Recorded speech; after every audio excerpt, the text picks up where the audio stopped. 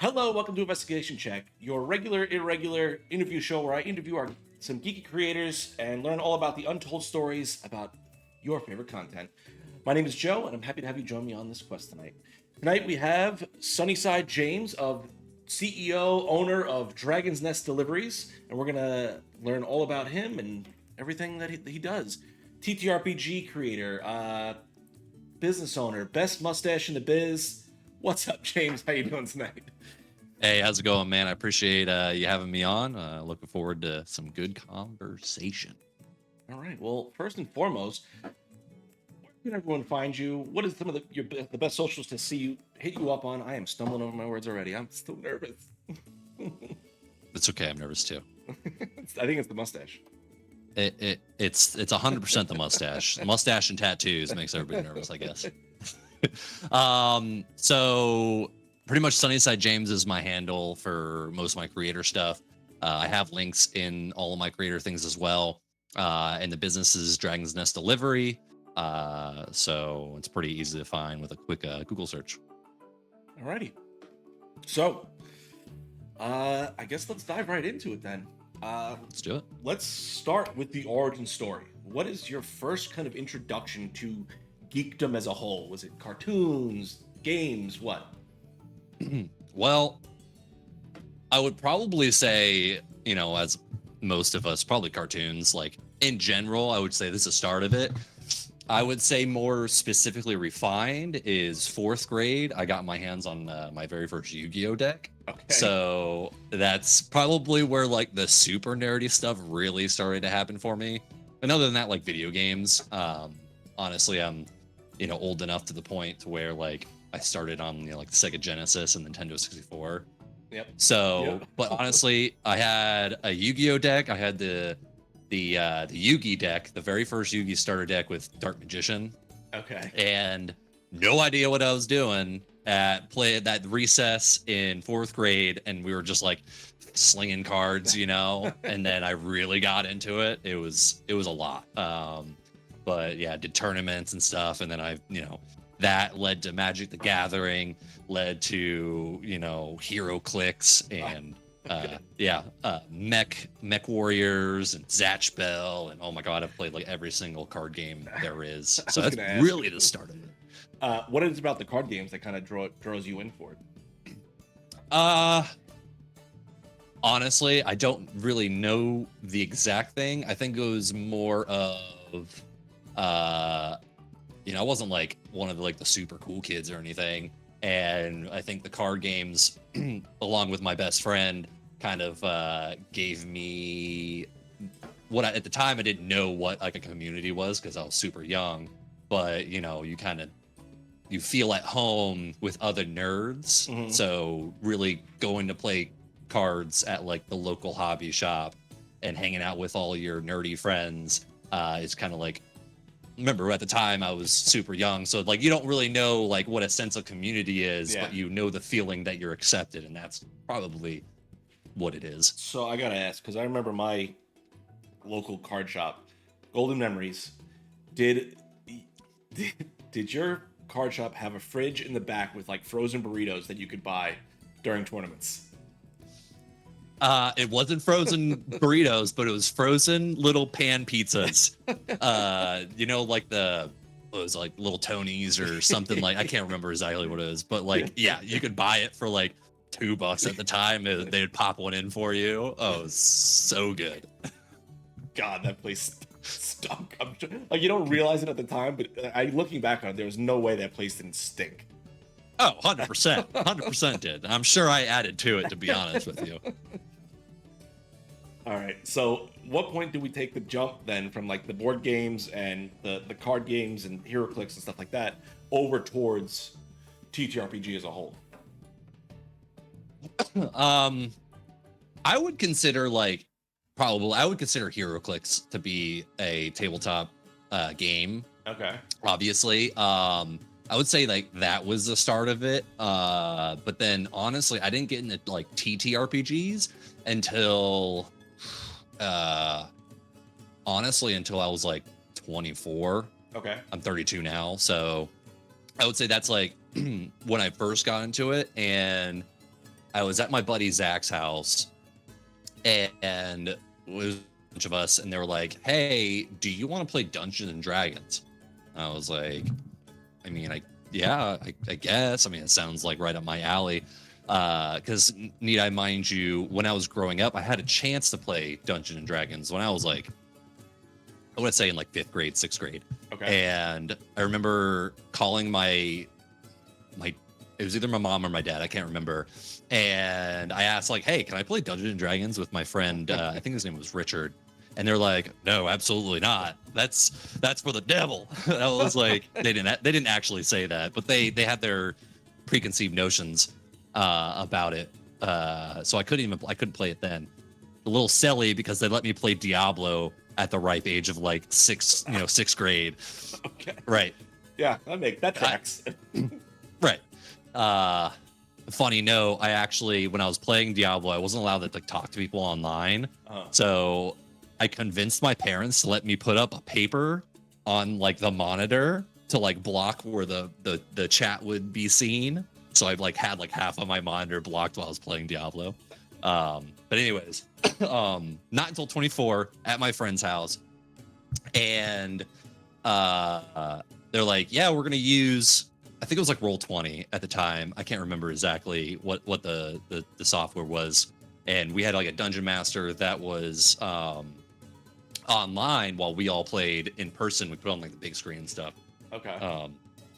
Excuse me, carbonation's getting me.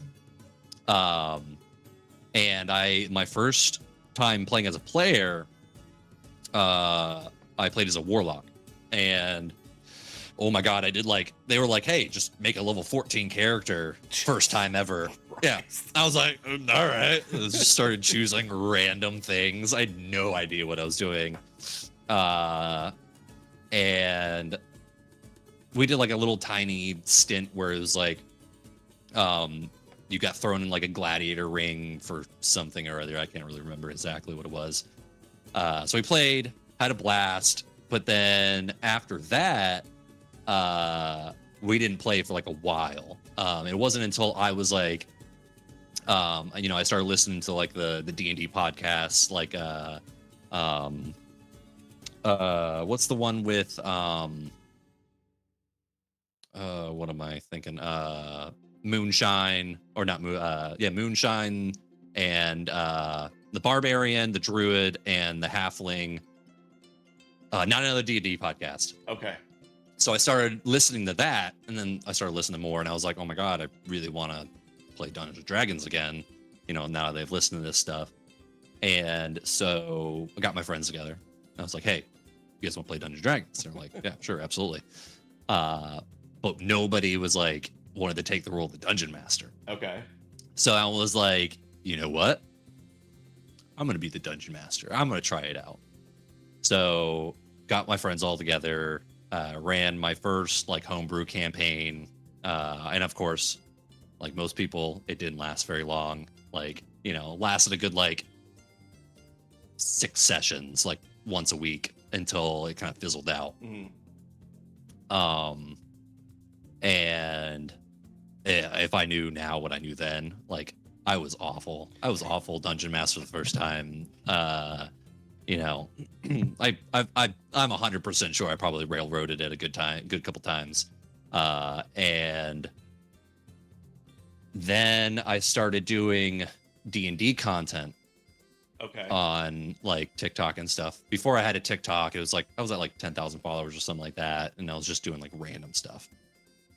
And then I started doing D&D content and started Discord. Met some awesome people through Discord, and I met my first group through, like I said, Discord, and then we started the campaign. And this campaign I've been in for the last, like 2.5 years for the same campaign. Good times. And are you GMing that game, or are you playing that game? I am. I am. I've actually only played as a player like 4 times. To be honest with you, that first time. Yeah, I've only played as a player like 4 times, to be honest with you. And I love playing as a player. It's fun. Okay. But being a dungeon master, it's honestly now it's like my calling card. Like I love it.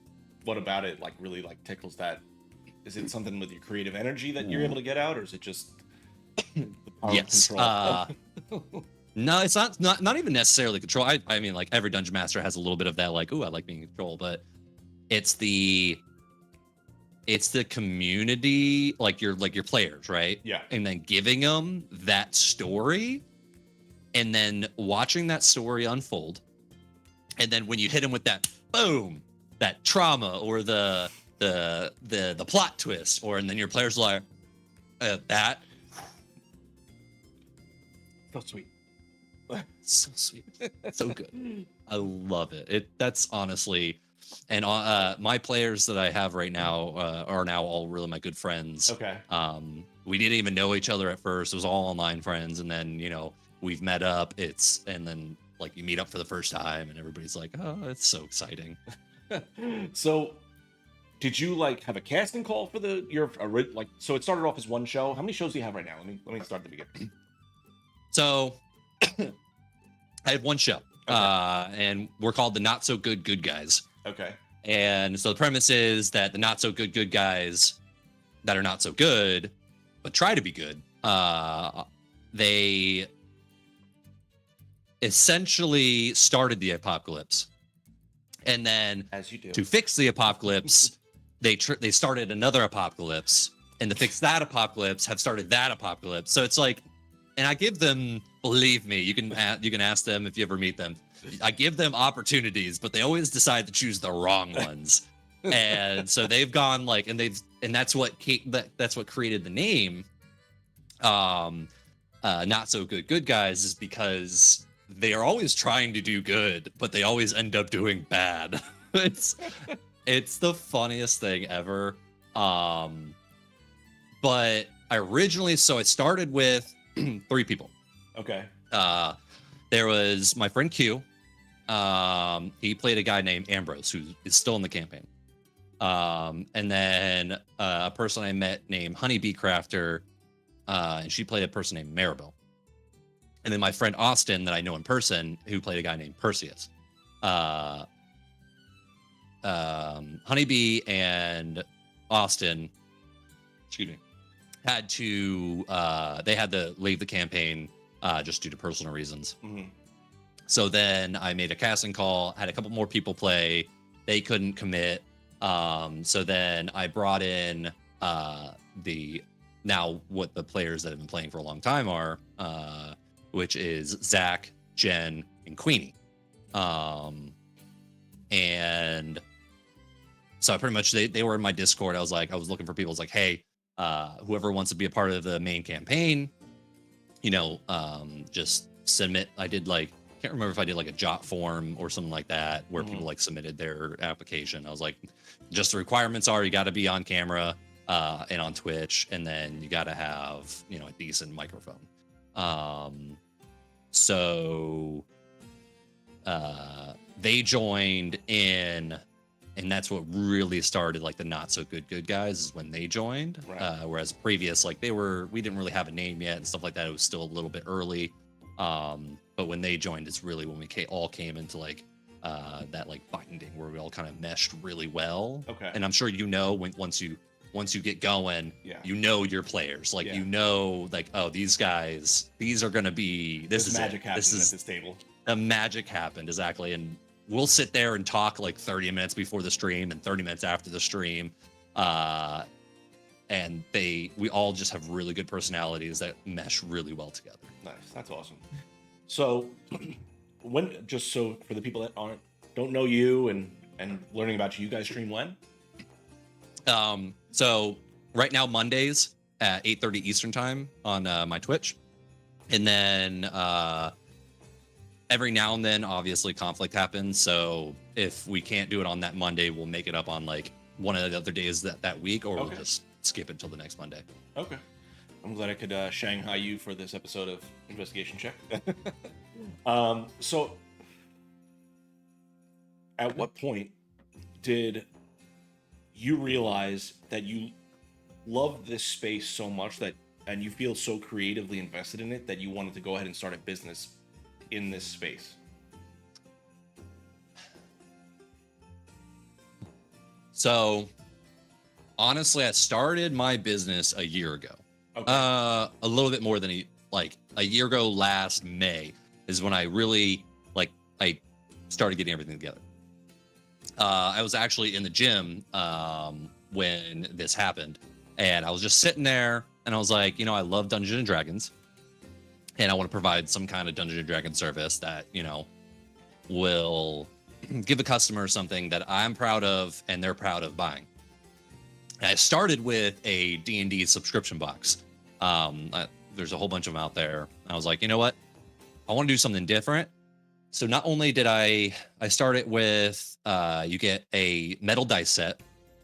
So you get a whole metal dice set, 7 pieces. I throw in a plastic set of dice, D&D stickers. And then I also was like, I was like, what else can make it stand out? And I thought, people love Japanese candy and, trying cool Japanese candies, stuff like that. So I put Japanese candy in it as well, just as like here's a little cool little tasting thing, to taste while you're playing. And originally I was like, it would be really cool as if I could throw in some kind of Japanese drink too. I decided not to go with that because I didn't want it to bust open right. while in shipment. So I avoided that.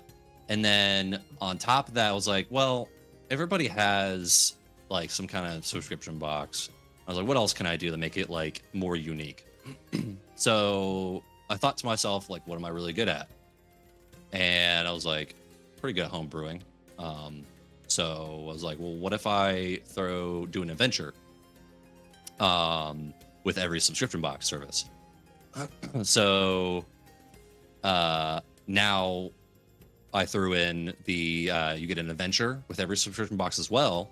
And usually they're around between 20 and 30 pages. Wow. Of a one shot, guaranteed to be 3 to 5 hours of gameplay. Okay. Actually, it's probably a lot more. I've ran my one shots before, and usually they'll take 2 or 3 sessions. But and I was like, let's take it one step further, and what's a big thing in the tabletop RPG field that will immerse you? Mm-hmm. What do you think? If you had the guess, something that would immerse people into the game that you're playing. Art? Well, no, it's somewhat like art. Right now, what do we have playing in the background? Music. Got it. Right. So with every subscription box, I also throw in 3 ambient songs. Usually they're between 1:30 and 3 minutes long. So every month I send out the subscription box with the physical products, the Avenger, and 3 songs to kind of immerse you. And I try and make the songs kind of tuned into the actual one shot. Okay. As best I can, with ambience. So say it's a heist, a heist one shot. I'm gonna have a lot of fast paced, heart racing, Ocean's 11 kind of ambient music. I have so many questions right now. First off, was that all before you even launched the first box, or was that progressively putting more and more in the box? So nope, that was all part of the first box. Yeah, I've really refined it as time has gone on. But the first box from the very beginning was all of the physical products. Oh, I forgot. I also throw in minis too into the physical box. So I just get a lot of minis. I don't make the minis myself. Okay. I buy them off of different websites. Uh-huh. Obviously, I have to try and buy in bulk, or else, because sometimes minis can be very expensive. Yeah. Yeah. So I will admit that sometimes people will get a couple duplicates here and there. I tried my best to mix them up and get different ones primarily most of the time. But it's just another thing like, hey, here's some minis, just as like a because everybody loves minis. Let's be honest. Yeah. But the Oh, I main know. the main ticket, yeah. The main ticket item is you get a metal dice set, and they're never like the really like boring dice set. I don't give you like the bronze little ones that you see everywhere. I try and get like really unique ones that I would like to play with, and not just like the black ones that are like you can't even see the numbers.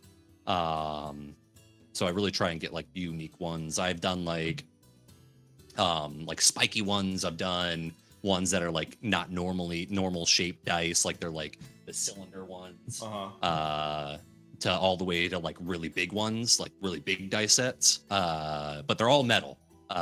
Whether they're completely solid metal or hollow metal, I try and switch it up. Okay. So they get something different every time. So, you outsource the dice as well, I'm assuming, right? Yes, yeah, I know. I don't make my own dice. No. So how is that process kind of for you? Like, do you reach out to these companies and be like, hey, I'm looking to put together this box? Or do you have like vendors that you just buy bulk from? Both. Okay. I try and reach out. You'd be surprised how many businesses actually don't even like check their messages. At least what I believe they don't. But I try and reach out, be like, hey, I got this service, is there anything you can do like discount wise if I buy in bulk? But generally it's mostly me just searching different dice websites, for usually I try and find, discounted dice. Usually a lot of places will have like overstock. And I try and find like overstock on dice that they're trying to get rid of, because then I get a discount. So usually a good portion of it is me searching for dice that are actually one, decent and not crappy. And by crappy, I mean like the basic brown dice that everybody has. So a lot of my time searching and then reaching out to people, more so searching, because companies usually don't like to get back with me. So how long does it take for you to put together one of these boxes? Are you planning them like a month in advance, 2-3 months in advance? So usually it's about like just about a month before. So the way it works is it's a subscription service. Also, you can purchase one-time boxes, but you get a discount if you do the subscription service. And so like payment goes out on the 12th. You get all your digital content, usually on the 12th or the 13th. So I give that out right away. And that goes out via like a transfer file sharing service. And then the boxes go out usually around the 22nd, 23rd of each month. That way you get it by the end of the month. So usually from when the boxes go out, I usually take a little bit of a break, like a week break. And then after that, I'm searching for dice. And also I usually will buy the dice in advance too. Okay. So I'll have like, all right, this month is going to be these dice that go out. And then I'll have the next month already planning ahead. That way I don't like fall behind. Honestly, the hardest thing to find is the Japanese snacks. It's very difficult to find the Japanese snacks in bulk. So usually a lot of my time is trying to find the Japanese snacks. And I've even tried to go to like Oriental markets too to find bulk Japanese snacks. It's honestly, that's probably the hardest thing about the subscription boxes is they're getting those snacks. Has there been any part of building? I don't know why I'm asking so many questions about this. You're good, man. Hey, it's very interesting. I'm here to talk. I'm here to talk. Is there been any part of the like putting together a box that you like? This is too hard. I can't keep doing this part of the box, and you've kind of because you've added a ton of stuff from based off what you said. Has there been anything that you've removed? No. Okay. Honestly, I've kept everything. I have everything down to this amount of things. This amount of minis go in. This amount of stickers go in. This amount of snacks go in. And I have it all in my little workspace per drawer set up to where, I can easily get it. I mean, it takes some time to get all the boxes ready. but I have it pretty down packed now to where, you know, it'll take me about like 1 or 2 nights to get all the boxes ready to go and the ship out. So does it take some time? Yeah, it does. But, you know, that's I want the product to be as good as possible for what they're paying for it. You know, that's $40 Okay. a month. I give discounts if you order if it's $40 a month. And then you have to pay for shipping. If you do 3 months orders, you get free shipping. And then if you do 6-month order, you get a discount, free shipping, a discount and free shipping. So, you know, I try and offer a little bit of incentive. Unfortunately, shipping is what kills me. Yeah. With these boxes. Sometimes, like some people, if I want to ship to California, it can be $12, $13, $15 depending on where they're at for shipping, which really it sucks, but you know, it is what it is. So you charge flat rate shipping? Yeah, so I use Pirate Ship to do all my shipping, which gives you a little bit of a discount. But it's all integrated, so you know, I just hit, you know, I try and find whichever one usually will get it there the fastest. I try and do. I'm obviously not like 3-day shipping. Right. Economy, fastest shipping economy. So I usually will like go from sometimes it'll be post office, sometimes it'll be UPS. Just depends on whichever one is offering the best service. So with the adventures, are those only part of the digital content, or do you get paper copies as well? So it's only the digital content. Okay. Actually, now that you mention it, I used to offer paper versions. And the digital content. Insane with the weight. Yeah, so that was the problem with that was it's not so much the paper that was expensive, because paper's not that expensive, but I don't have like an industrial printer. Okay. So it's like I have my office printer, and it just takes forever for if I have 30 pages and I have 30 subscriptions, that's 30 times 30, right. So 900.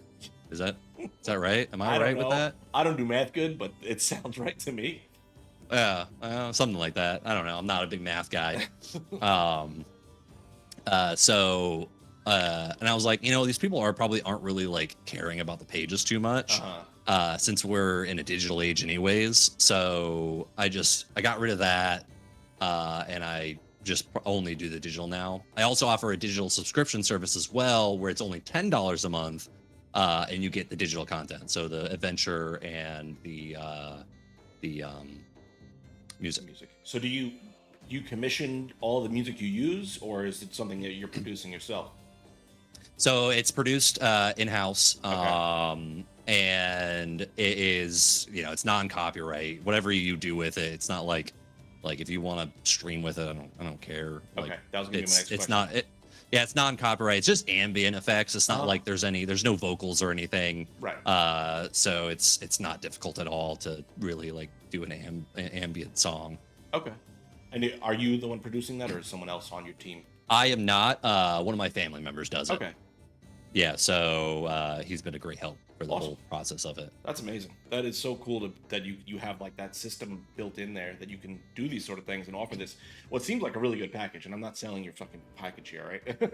No, you're good, man. Hey, I mean, you don't keep talking about it. It seems like a lot of a good value for what you're getting out of it. So that was your first kind of product that you sold as for Dragon Nest Delivery? Yep, the very first one. So at what point did you start to spread out from there and start to create some of the other things that you offer? So I started with t-shirts. After that, which is like this one right here. So it's like a buff barbarian dude, and then I don't know how well you can read it, but it says Nat 20 juice. So it's a Nat 20 juice on it, like steroids pretty much. Not condoning steroids, kids. Bad. But you know, I was like, something like this, and I go through my tattoo artist. Obviously, I'm very heavily tatted on head to toe tats. My tattoo artist does all my artwork. Okay. He's amazing. He's TJ Hall, so TJ space HAL on all platforms. Just blasting him real quick. Sorry. No, because he's an amazing dude, such a good guy. He's a veteran. He's been on Ink Master. So I try and shout him out as much as I can. I love him. He's an awesome dude. But he did like the shirt content. I also have one that is a mind flare, Okay. but it's a female version of mind flare in a bikini. Okay. And I call her mommy, brain mommy. Okay. And so it's a mind flare in a bikini. At least you know your audience. Very voluptuous. And it's on the bottom of it, it says "got brain" on it, you know. Jesus so Christ. yeah. I love it. And also they're all like I specifically wanted like oversized t-shirts like this one. So it's like, I'm gonna stand up real quick, but it's like a big baggy t-shirt. Okay. So it's kind of like a streetwear kind of t-shirt, which is, I didn't want like some like basic cotton tee like everybody else has, so I went with this one. And that was like the second item that I really started doing. And then I got into the cards that I sent you. Okay. So before we get to the cards, because that is a different production value altogether, the shirts. Number one, who is your artist for your stickers then? The stickers are also just like wholesale stickers. Okay. Honestly, yeah, they're not like, I don't have like custom stickers. I've thought about doing custom stickers, but the sheer amount of different stickers that you got to do, especially with like a subscription box and not have like repeats, right? Artwork is not cheap. I can tell you that right now.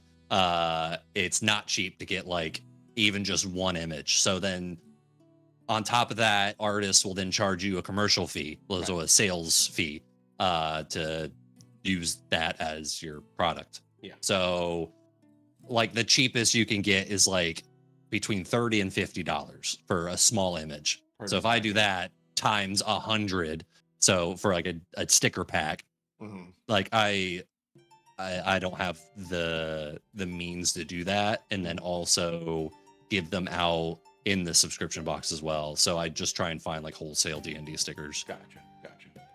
So do the art images ever transfer over to stickers? Like, could you buy that design in a sticker, or is that not something you offer? It's not something I offer, but like if somebody reached out to me and like, hey, can I get this in a sticker? It's really not hard these days, especially with all of like the drop shipping companies and stuff. Right. I could absolutely put it like up on my website I could probably do it within 30 minutes and offer the stickers. I just don't think that like many people would be interested in like in like a sticker like that. Okay. So do you guys print the stickers in-house, or is that something you just bring to a drop? I mean, I guess you already answered that. You use a drop shipping service. So I don't have like stickers that I offer. No, your shirts. Like solo. Shirts. Oh, shirts. Sorry, I thought you said stickers. The shirts are also drop shipped. So pretty much you get with the company, you upload your image, and then instead of me having a bunch of stock on hand, because that in itself is its own problem, because you have a bunch of stock, you spent money on it, now it's just sitting there. I do the drop shipping. I make a lot less money via the drop shipping method, but I'm not holding a bunch of stock on hand. Also, it's cheaper. Honestly, this shirt is only I can't remember. I think it's either $24 or $29. I mean, it's not super cheap, but it's also not super expensive. Yeah. $30 for a shirt. I spent like $80 at Gen Con on like 4 shirts. Yeah. And they were like super basic t-shirts that were funny. They were just like funny t-shirts. Yeah. What was that process like, finding a dropship service that you like? That was rough. That was real rough. We're going through it right now. That's why I'm asking. So I use a company called HugePod. I don't know if they changed the name. I think they recently changed the name. But the only reason I went with them is because they're the only ones that I can find that offer this style of t-shirt. Okay. And on top of it, you see how big the logo is? Yeah. So it's like a majority of the t-shirt. Right. A lot of drop shipping companies, they limit the space on the t-shirt itself on where you can, like how far down you could put the image. So like I wanted a t-shirt, a big t-shirt, like a big big T-shirt that has a big logo on it. And a lot of the other drop shipping, like the popular ones, like Printify and Printify and like Printful, those like the bigger ones that everybody uses. It's like a very small box on the T-shirt that you can actually have the image. I didn't like it. I also, like I said, I didn't want like the normal cotton T-shirt. So I was just Googling. I had to Google like a million different things to like try and find this kind of T-shirt until I found the term streetwear. And I found it, and it integrated with my sales POS platform. So it really worked out really well. And then so I ordered a bunch of shirts to like test it, obviously. And they came in, they were perfect. The one stick that I have with these T-shirts, which is honestly obvious, I just didn't think of it at the time, I didn't even read the label, is that you can't throw them in the dryer at like high heat. Okay. Because it's screen printed, right? So the screen printing over time, just like it wears off. Right. Not like super fast or anything. Like I've had a couple T-shirts for a long time, and they're like just now starting to like crack and fray a little bit. But that's because I don't have time to sit them and throw them on a wire and dry them. So I just throw them in the dryer anyways. Yeah. On low. Yeah. Well, I don't even do that, to be honest with you. So how do you find the whole process of being this business owner and in trying to ensure the quality is to your standard? What has that kind of been like for you? Like, do you find it enjoyable? Is it stressful? Like, where does that kind of fall online for you? Both. It's fun. Don't get me wrong. It's fun. But it is stressful. Like I ordered like 30 T-shirts of the Brain Mommy, which isn't cheap. And so I ordered like 30 T-shirts, from Huge Pod, and I didn't know at the time, but I changed the image a little bit to like, I can't remember exactly what I did, but I changed the image a little bit, and I forgot to double check to make sure the background completely removed everything. Okay. So there's a little bit of white, and it peeves me off, and there was like a little bit of white in the T-shirt from like the background, and in like the lettering. So I have like 30 T-shirts right now that are a bust because I didn't check them. I was at Busch Gardens when I ordered them at the time. That's like a theme park. So I ordered them real quick, and then I was going to hand them out at Gen Con. And then I got the shirts, and I was like, oh no, they're all messed up. And so I didn't even end up taking them to Gen Con because I don't want to hand out, crap. Yeah, I don't want to hand out crap product, regardless of if it's free or not, because it's a reflection of myself, right? Which is all of my stuff is a reflection of me, my business, and I don't want to hand out defective stuff, even if it's for free. So, good and bad. Yeah. So, I for people who don't know, we kind of reached out to you because we had talked about doing working together in the future. Mm-hmm. Yeah. What is that like for you as a owner of a business when content creators kind of reach out to you and want to, work together in some sort of fashion? Excuse me. I mean, I love it. I mean, in terms of the business, if people want to reach out to my business and work together, I want to make it somewhat mutually beneficial to both of us. Yeah. Like I have an affiliate program, right? Like most businesses do, and I try and make it a little bit like competitive, to whereas I offer, like say the subscription boxes. So you sell subscription service through the link that I provide you. It's not a one-time fee. It's a forever occurring fee. So every time that subscription goes through, if they use your link, you get money for each time you get that subscription service. Mm-hmm. So say somebody signs up, and I offer, it's 20% for original sign up. So I'll give you 20% of the sale. And then I also offer a discount to whoever uses your link, etc. So they get a discount for signing up with you. On top of that, you get 20% of the total sale before the discount as well. So, and then every reoccurring subscription, as long as that subscription's active, you get 10%. So, you know, if you say you get, you know, a bunch of subscription services, you get every month, you get it racks up, you know, however many subscriptions you have. Which I think, I don't know, because nobody's really ever complained. I think it's pretty aggressive for an affiliate program, because usually a lot of affiliate programs is like, you know, oh, sign up, you get 20% off you get 20% of the sale in profit for them using your code, and then that's it. But mine, it's not like that, because the subscription service, you get residuals. Yeah. So I like to think it's pretty fair. Especially if they've signed up once and now you just have these residual payments coming in, that you're not even really doing anything for. Okay.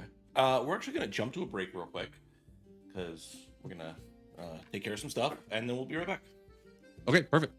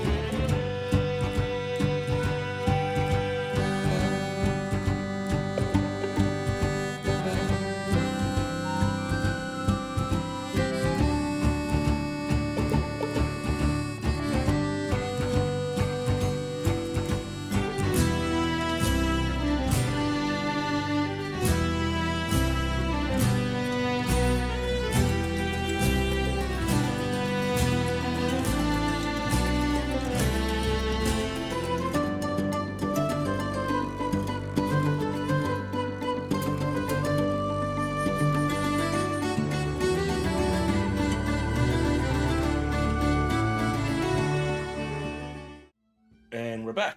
Okay, so I want to dive into kind of what the hell was I just talking about? The partnership program that you have. Mm-hmm. So when these what do you like to see from a company or from a creator rather, when they're reaching out to you? Like, what do you look for when you're looking to build that relationship with another creator? Honestly, enthusiasm. I mean, that's 100%. And I don't care if you're a small creator, big creator. Enthusiasm, respect. Just because you're a big creator does not mean that, like, yes, I'm gonna go out of my way a little bit more. Of course, you have a bigger following. I'm gonna try and send you more goodies, stuff like that.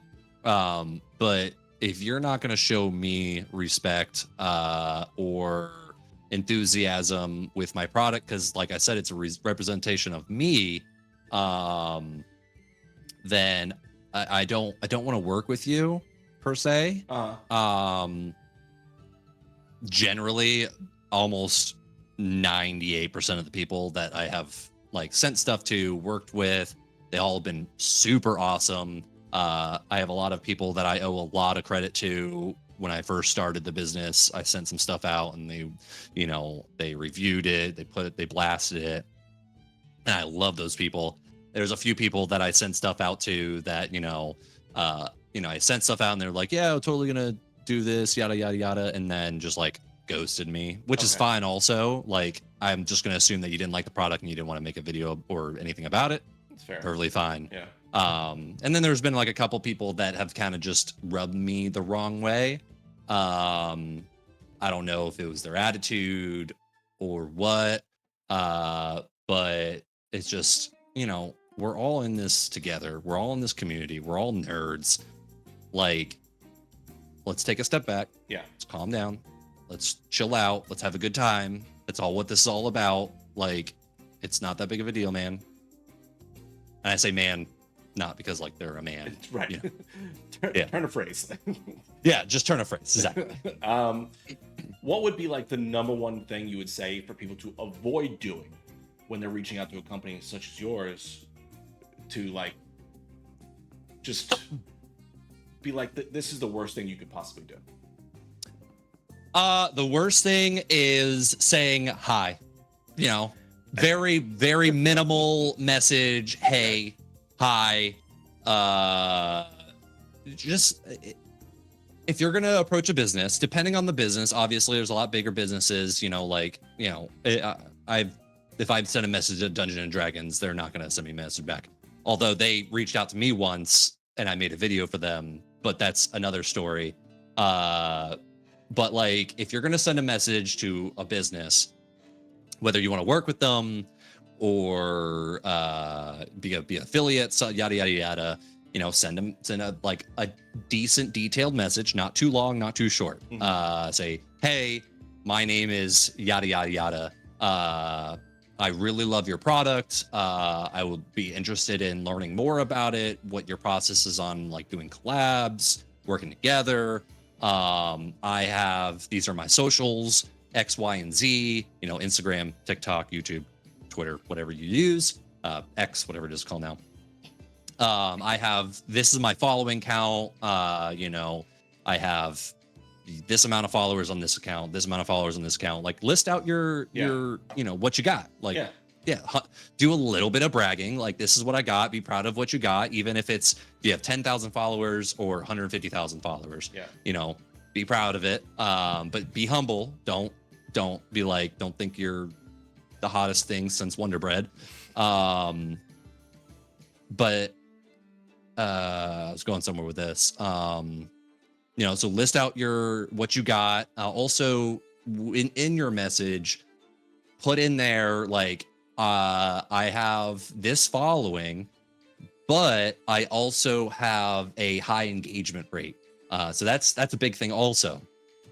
Because you can have, you see a bunch of people on TikTok that have 500,000 followers, but then you look at their videos and their videos have like 1,000 views, which that really makes a difference. Like, what is your view count on your, like me, I only have 77,000 followers on my TikTok. No big deal.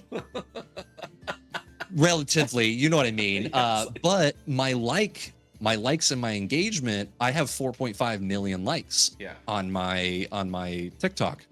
Which that's a decent amount for my following. Like, that's a good amount of likes for my following. Also, my videos tend to generally get, I have good videos, I have bad videos, but they're generally usually above 10,000 views. So, that matters.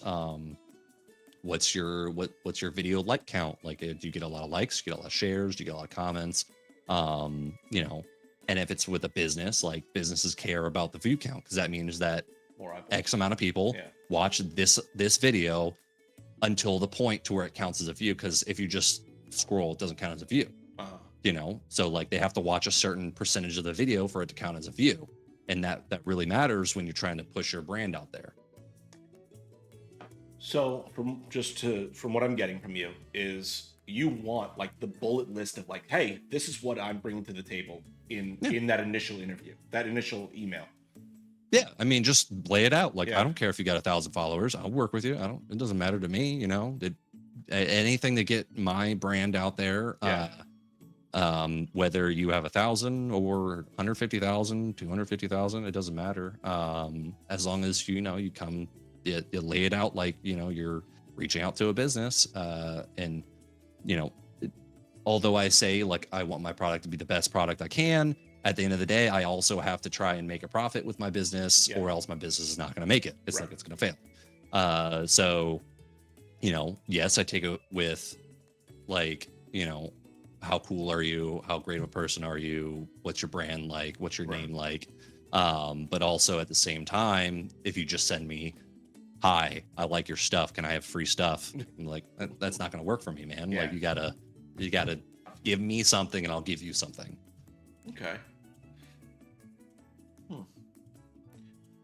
All right. So I want to move on to the next portion here. So we are working together, we'll say. We've engaged into a affiliate program, and you've sent me over some stuff. I absolutely did. That's new packaging, by the way. How did this packaging come to be? So the symbol on the front was actually the Nat 20 card, the very first Nat 20 card that I started. Okay. So any of the Nat 20 card series all come in that packaging. But I wanted to, with the Nat 20 cards, one half of my business is very colorful, playful, very cool. Colorful and, upbeat. The cards themselves, I wanted more of a dark approach, more of like a sleek, gold and black kind of look. And so the cards go in one kind of packaging, and the dungeon boxes do like more colorful stuff. Okay. So I'm going to do a full unboxing of this whole thing on Instagram and Twitch later. Not Twitch, TikTok. But I want to go into these. So I know you had talked to CC. For everyone that watches the channel, CC runs Grand Present Danger. She Dungeon Master for that. I love her. She's awesome. CC's fucking phenomenal. Such a good person. DM for her first time DMing. Like, if you watch awesome. QPD, she's fucking phenomenal. So she saw you and saw these cards. This is my first time seeing them in person. What went behind these cards? What was the thought process behind this? This is insane. So originally, honestly, I wouldn't be able to tell you where like the original thought came from. But I started out with paper cards. Okay. And I started out with like a really basic design. I like so the front of the Nat 20 card is like that D20 with the swords. It was a lot more cartoony when I originally had it too. Okay. So I did the paper cards for a hot second, and I wanted to yep, that's it right there. I wanted to do something other than like dice, which everybody else does. Right. And so I was thinking, business card that simulates a Nat 20. I thought that was really cool. I was like, I'm gonna make them. I ordered, X amount of cards that were paper, really thin, like almost plasticky kind of paper, but not plastic. Right. And I got those. I thought they were really cool. I started selling them, and obviously I could sell a lot more for a lot cheaper. But I didn't like the fact that they were paper. It just felt cheap to me. I didn't like the design on them. So I went back to the drawing board. I was like, I scratched the paper ones. I didn't like them. I wanted to provide a little bit more of something that would probably last longer. And then so I started looking at plastic, like a credit card kind of thing. Okay. And I just didn't like any of what I could get at the time for like plastic versions. And then I was like, you know what? Let me try metal. So I did my research, and I was like, metal laser engraving is a big thing. So I purchased a laser engraver Okay. and then ordered blank stainless steel cards. And I can tell you, I went through so many blank metal cards. I spent so much really? money on trying to find, yeah, because there's like there's different thicknesses, different what's called like finishes. So finishes make a difference on how the laser engraved happens. So like whether it comes out as shiny, not shiny, different shine, yada yada yada. Right, because this is a matte. Yeah, this is a very matte card. Yeah. So I tried everything from aluminum to stainless steel. Aluminum is significantly cheaper. Yeah. I didn't like it though. It was too flimsy. Way too flimsy. It didn't come out with a shine. It came out more like a gray. Okay. So you like if you see on that, like if you like kind of shine it in the light, you can see it kind of like shines a little bit. Yeah. Yeah. So the aluminum didn't do that at all. It's like just like a very, very boring, flat gray color. Okay. And I was like, I don't like this. I don't want to do this. And then so I went to stainless steel, tried like 8 thickness, 0.8 thickness, 0.5 thickness, 0.4 thickness, went through a bunch of them. I found that 0.5 thickness. I loved it. It wasn't too thick. It wasn't too thin. It's going to last. So started laser engraving them. And that's where the Nat 20 card, the metal one, pretty much was born. Okay. And then from there, I went and made, people loved them. I sold a bunch of them. And then I made different versions. Obviously, you have them. Yeah. I created one, Life Reforged. That's one of my favorite ones. So Life Reforged is pretty much let you cheat death, but I didn't want to make it to where like, oh, you have this card, you're not going to die. No, I made it to a little bit of a broad spectrum to where now the DM, if it says on the card that, you know, you get to cheat, present this card, you cheat death, but at a cost. The dungeon master pretty much gets to decide like, oh, there's going to be a balancing the scales if you use this card. You know, so the dungeon master can do anything he wants, leave it up to his impression. Then you have divine intervention. I thought that was a really cool idea because like it's just like, hey, let's break the fourth wall a little bit, you know? Yeah. You get divine insights from Oh Heavenly God, DM, Dungeon Master, Dungeon Daddy, if you will. And he's gonna say you're having a really hard time with like a puzzle or something. Yeah. Like, hey, Dungeon Master, I'm gonna present this card. Oh yeah, here's a hint. Then the Gate of Dimensional Passage, pretty simple, it's self-explanatory, opens a portal so you can teleport to safety. Mm-hmm. And then I have Magical Recharge was the last one, and that one I wanted to do a little bit more of a something for when spellcasters run out of their spells, they're pretty much useless. There's really nothing they can do. So I was like, well, you can hoard this card that was given to you by your dungeon master. Here you go. Present to your DM, and you can get one spell slot of a level lower than your highest. So it's not going to be your 9th level spell. Right. You know, which is your most powerful. So we're going to go 8th level. You can get an 8th level spell, which is still pretty powerful. And you get one spell slot back. You know? So, and then I have one more coming out. Okay. Which everybody has been asking for, which is first announcement is right here is going to be a natural 1 card. Oh, you son of a bitch. You're an evil fuck. Yeah. So the Nat 1 card is coming out, and that's going to be obviously what you think it is. And that is going to be, all of these can be, the Nat 20 card and the Nat 1 card can be used either or. So if the Dungeon Master gives it to the player, right? And then the player uses it, it goes back to the Dungeon Master. And if you guys want to do the homebrew rule where if not the Dungeon Master can use it, it's a constant, like, you know, constant loop. You know, he just keeps using it and then, you know, adds a little bit of fun, a little bit of variety to your game. So the quality on this is, number one, like I said, I have no knowledge of this. I'm coming into this completely thing, but we do have a little bit of like a affiliate program together, so everyone, like, my review is, that's how it is. This is fucking insane high quality. Like this, how did you come up with this like booklet of case support?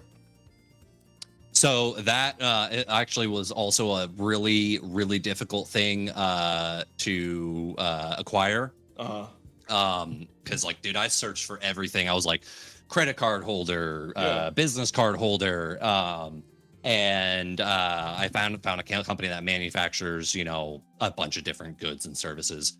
And so I reached out to them, sent them what I wanted, and then they sent back like a rough, pretty much like a rough draft, which was like honestly the first rough draft they had was perfect. And lo and behold, now I have that, which is the holder for it, which I like adds to, like, I'm not just sending you a card in like a little tiny envelope. I'm sending you like a cool little packaging. Inside is the card. And like I said before, you know, what I sell is representation of me and my business. I'm not going to sell garbage. Obviously, like, yes, $20 can be a little bit of expensive at times.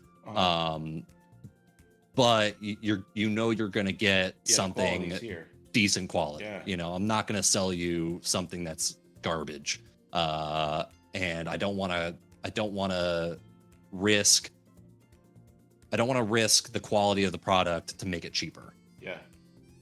That's a thick card too.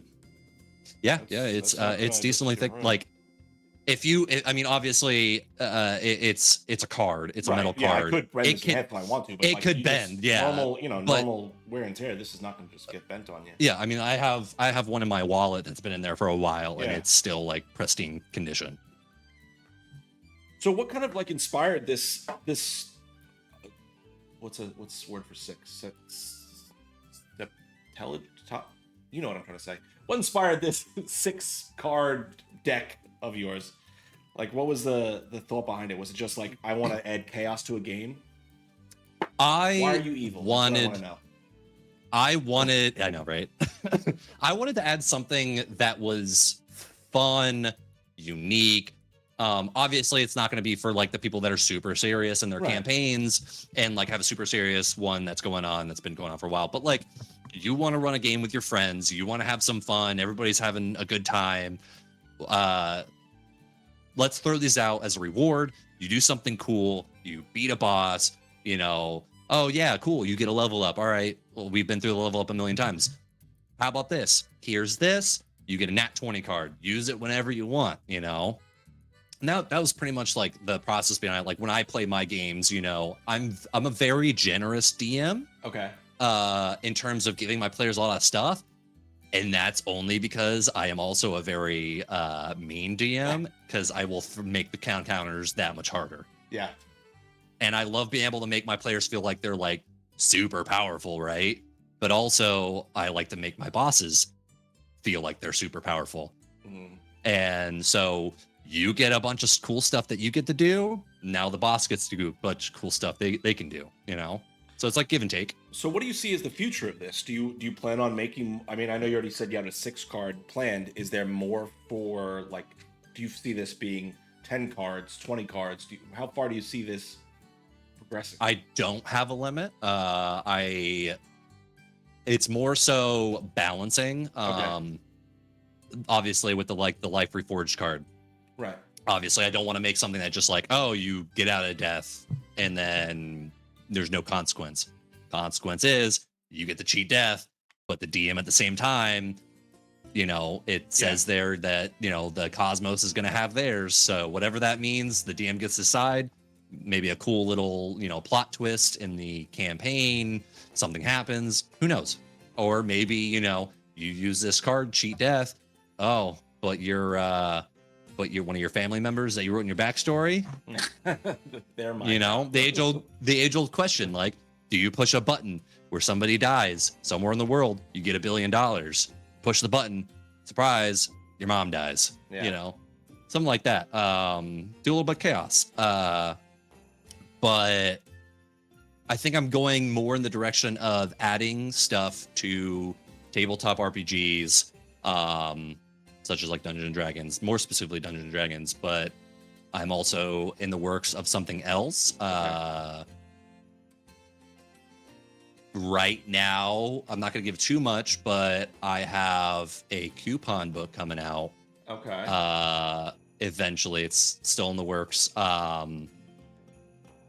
So without giving too much away, it's going to be a coupon book of a bunch of silly interactions that you can rip out, give to your DM. So like a cool little gag gift that you can give to your players, and then something happens in the game. You know? All right, cool. So we're getting ready. Joe needs to give y'all more stuff. What? Oh, they're talking about me as being a. They're talking about me being a shitty DM in the chat. Oh, geez. So Black Green Token Queen is actually Queenie. She's one of my players in the Not So Good Guys. She's a menace. Don't worry about her. They have to get there on their own accord, not through magic items. Yeah. So, as we're getting ready to wrap up, what do you kind of hope for the future of Dragon's Nest delivery? Like, what do you want to accomplish with this business? I mean, honestly, a successful business. That's one. It's priority number one. But other than that, just providing really cool things that you can use during your tabletop RPG game that just add a little bit of variety, whether it's silly, serious, also adventures. I like the idea of creating adventures and stuff like that. Obviously, there's a million and one different companies out there that are making their own homebrew campaigns and adventures and stuff. Yeah. So I'm not really focusing too much on that, but I also enjoy that aspect of the business. Just like I was telling you before the show, in our messages, I have a horror campaign coming out. Excuse me. I have a horror campaign coming out. It's not going to be for the faint of heart. It's going to have a bunch of trigger warnings. I have a whole entire sheet, the very beginning. It's going to be the title page, and the second page it just says big trigger warning, and it has all of the trigger warning, the list of every single trigger that's going to be on it. Because obviously I don't want to make people feel uncomfortable or upset when they're playing. But I want to offer an adult alternative to a campaign. Yeah. So it's going to have all those trigger warnings. There's a lot of graphic stuff, a lot of quote unquote not so great things in it. There's a lot of stuff that I'm not going to put in there. Like there's not going to be any like things involving children. Like that, Children. There is going to be some overtones of SA. Okay. Which is want to be one of the trigger warnings. It's not like anything extremely bad. But there's overtones for it. Okay. Like I said, I want to provide an adult alternative for people that want to experience like a horror campaign. Gotcha. Kind of like they're playing a movie. Okay. In terms of that, like suspenseful, you don't know what's going to happen. There's nudity, there's gore, really bad stuff. And when I say like there's things of like there's mentions of SA, it's not like actual like SA, Of course. but yeah, like borderline some it stuff that would exists in make the world that the story is taking note of. Yes. Okay. And like I'm not a sadist or anything. I'm not like, I'm not gross or anything like that, but I want to bring a more realistic approach to a tabletop. And to where, like I said, where I have it all listed. These are all of the triggers that are going to be in this campaign. I don't want you to play this if you have been a victim of any of this kind of stuff, because it's going to be in here. I would prefer you'd rather not play it than me not put the trigger warning in there, and then you play it and they're like, oh my god, now I'm feeling like I'm being victimized again. Exactly. And I believe everybody, we're all adults. We're all capable of being able to monitor what we interact with, which is why I believe putting that trigger warning in there I think that will also help you if you do want to play it.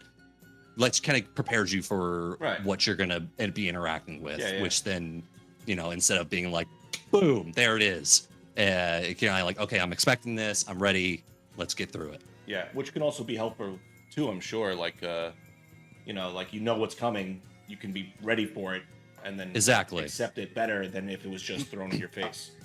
Exactly. And session 0, you go over session 0. This is what's going to happen. Does anybody have a problem with this? Oh, I have a problem with it. Okay, let's just skip that part. Yeah. Because obviously Dungeon Master should read it before they play it, and then if you don't want to experience that specific aspect, which mostly this horror campaign that I'm doing is going to be mostly gore. That kind of stuff. That's the main theme of it. Is like the gory aspect, horror aspect. So that's going to be a little bit hard to avoid, but there's a lot of other stuff that you can absolutely avoid. Cut. Okay. So have you had this play tested before?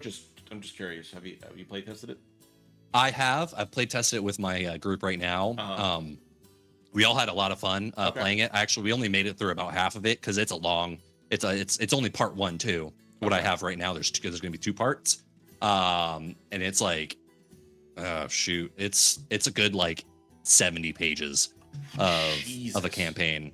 Yeah, so we made about through like half of it, and then we were just kind of doing that as like just a brief break from our normal campaign. And then we got back to our regular campaign. We haven't got back into the actual horror campaign. Was that streamed or no?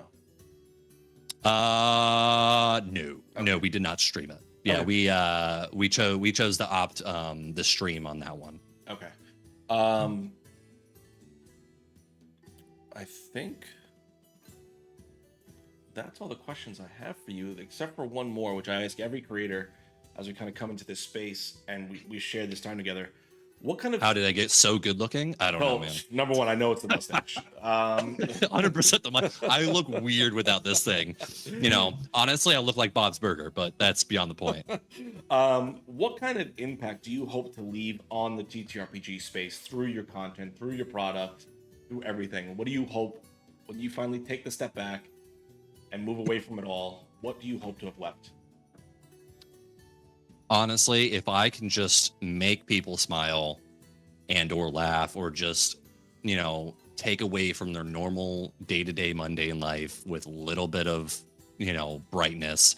I know it sounds really cheesy, but I think that's what we all really get into it. If I can just make people smile first and foremost, give them inspiration, give them ideas, that's honestly the whole reason I do it. And on top of that, I enjoy making content. Makes me feel really fulfilled. Then if I could just leave that, if I ever stop doing this, I don't see myself stopping this in the foreseeable future.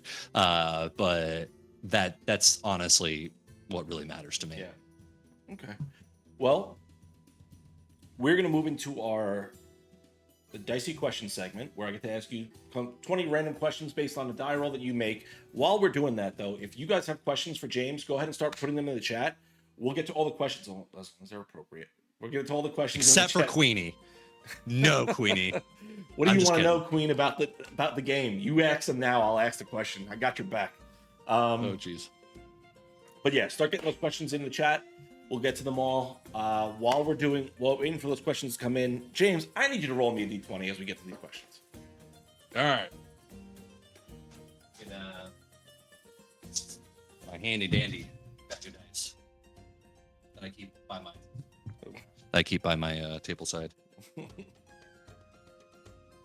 All right, we're going with purple. All right. Purple's a chance. I got a 5. All right. What's your favorite and least favorite video game? Obviously, like big franchises, the ones that are favorite video games. Can I do like a couple favorite? Whatever you can answer any way you want. All right, going off. Listen them off. Halo 3, amazing. I would say if there's like the favorite Diablo 2. Oh, Okay. love Diablo 2. Fair. I have an entire Diablo leg sleeve. So yeah, all Diablo characters. So Halo 3, Diablo, Call of Duty Modern Warfare 3, specifically 3.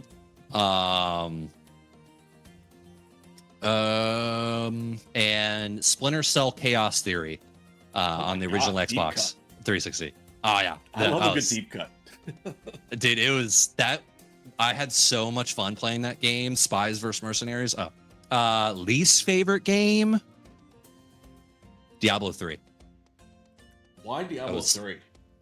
Severely upset with, so Diablo 3 came out, and obviously all the hype of Diablo 2.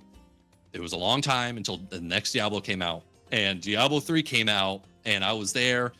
This was back in the day when you like went to GameStop at like 12 in the morning to get the release, went home, had an entire like party with all my friends, and we all like were trying to get on the game, couldn't play it, servers overloaded, garbage.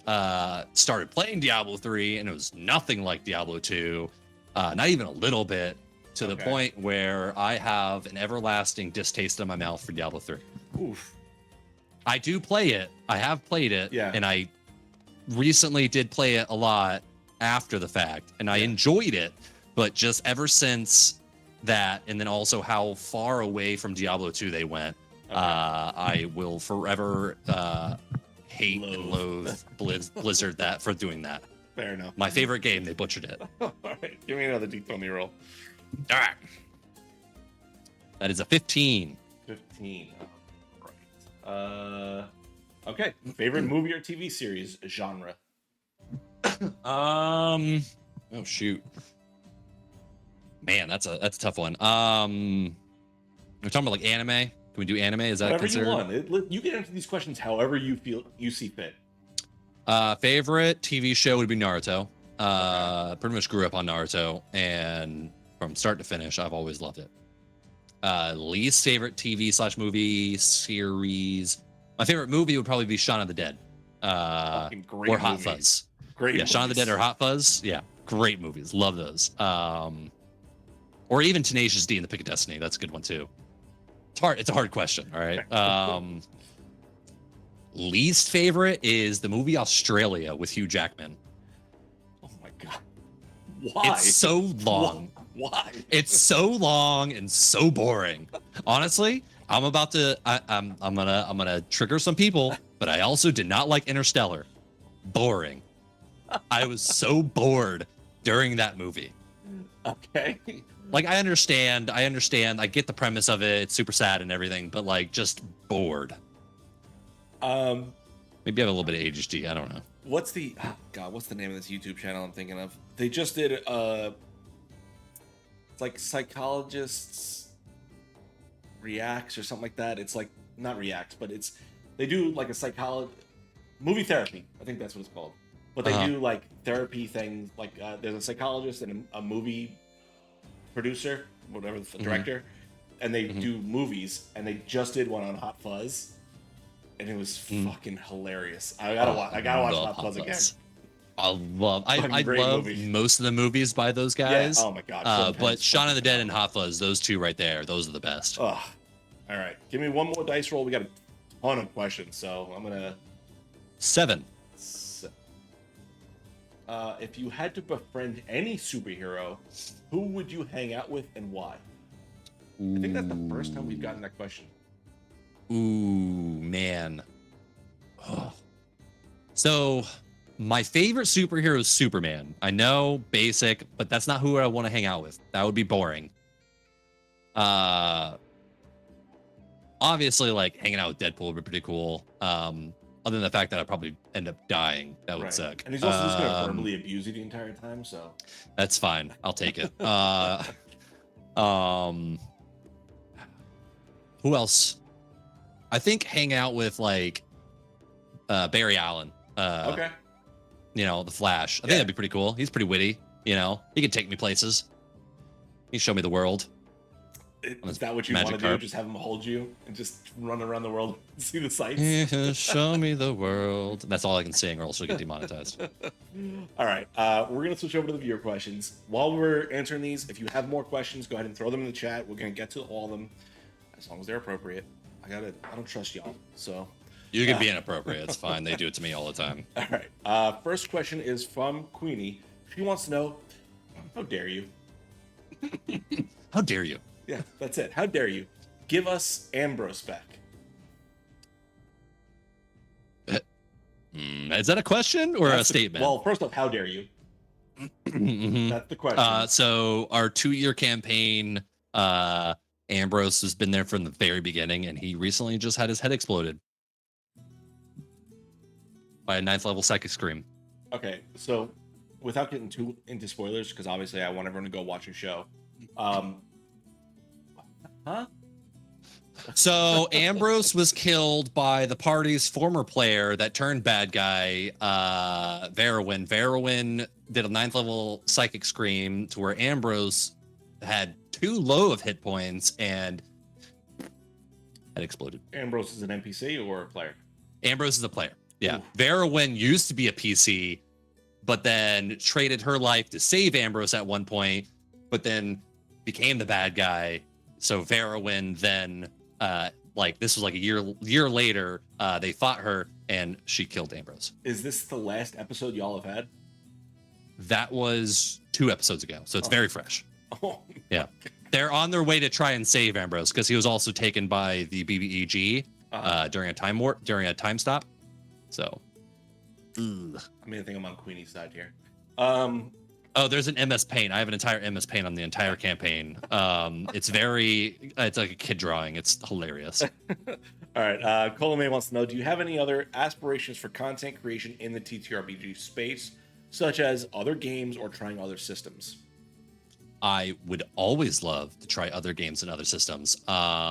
Unfortunately, nobody has asked me to play other games or other systems, and I don't have the time right now to learn other games and other systems, essentially, because it takes a lot. It takes a lot to try and do a whole new system, whole new game format.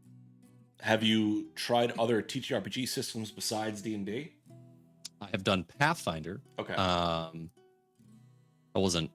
It was cool. I didn't like it that much. Did you only ever play 5e? Is that what you only started 5e? with? Yep. Yeah. Okay. Yep. Do you have a favorite monster? Ooh, good question. I do. I have a couple. I have a couple favorite ones. So I really enjoy. I know super basic, super low level, but zombies, fantastic creatures. The fact that they die and then can come back with 1 hit point, love that. Hilarious. It's awesome.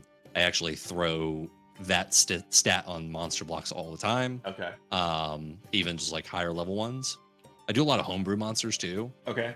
But if we're talking about specifically stat block monsters, Doppelganger, love Doppelganger, as every DM does. Hilarious interactions. I really love Revenants also. Okay. Revenants are really cool. You can do a lot of really cool things. And I'm not just talking about the weak Revenant. I'm talking about even a strong Revenant where you buff them up. The whole revenge thing is that's as a DM that's mwah. Have you what's the highest level campaign you've run? Right now my players are all level 18. Oh wow. Okay. Yeah. And they started at level 1. This game right now has been going for 2.5 years. Where do you see it ending? Do you see an end at level 20, or do you just plan on? So right now it's we're a good couple sessions away from an ending. Oh no shit. Yeah. What's the plan for that? Because not story wise. What's the plan for you as a content creator for the ending? So we have a new campaign that's going to be starting, which I was telling you about, where we're going to do, I'm trying out a sci-fi, cyberpunk, planet traveling with a spaceship interaction campaign based on D&D 5e. Okay. And it's going to be on Twitch, it's going to be interactive. So people that are watching can redeem channel points do donations, bits, and stuff like that, and they can change the outcome of the game, add things into the game, take things away from the game. So I'm excited to see how that's going to play out. All right. That's it for the questions. There's some sassy queens in the fucking chat, and we're gonna leave them where they are because they're talking shit. I'm used to it. I've got nothing else for you. This has been an amazing interview. Thank you so much, James, for joining me. Go ahead and let everyone know. Please do. Let everyone know where they can find you. Queenie and CC are now best friends. Yeah, clearly. They combine their powers on making fun of you and making fun of me, and that's what's going to be. So SunnySideJames on all handles. That's my main creator stuff is SunnySideJames, and then the business is obviously Dragon's Nest Delivery. I don't know if you've caught on yet, but what are the initials of Dragon's Nest Delivery? You son of a bitch! I didn't. I'm not a smart man. But I know what nobody ever gets it. Nobody ever gets it. But yeah, Dragon's Nest Delivery is the business, obviously. But you can find everything through my creator profile, which is SunnySideJames. All right, cool. Where can everyone find you next? Next, just all my occasional videos that I put out, and then, like I said, starting soon, we're going to be doing. On Thursdays, is going to be that interactive Twitch campaign at 8:30 Eastern time. For right now, Mondays 8:30 Eastern time on Twitch.